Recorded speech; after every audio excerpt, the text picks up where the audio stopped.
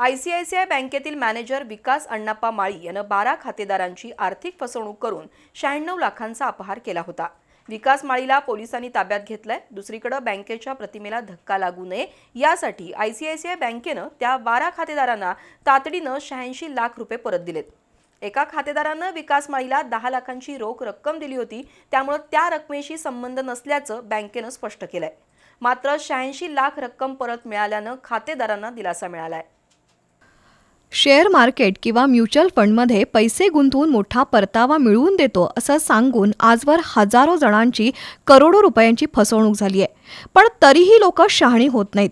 ICICI बँकेतील व्यवस्थापक विकास अण्णाप्पा माळी यांना म्युच्युअल फंडातून जादा परतावा मिळवून देतो असं सांगून 12 खातेदारांना 96,60,000 रुपयांचा चुना लावलाय।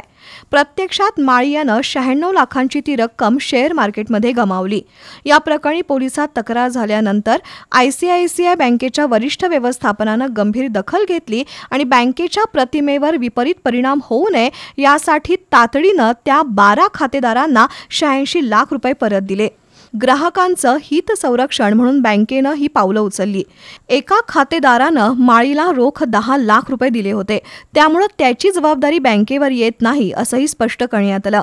तसंच फसवणूक केलेल्या व्यवस्थापक विकास माळी याच्याकडून बँक पैसे वसूल करणार आहे, पण तत्पूर्वी बँकेच्या खातेदारांना 86 लाखाची रक्कम परत मिळाल्यानं मोठा दिलासा मिळालाय।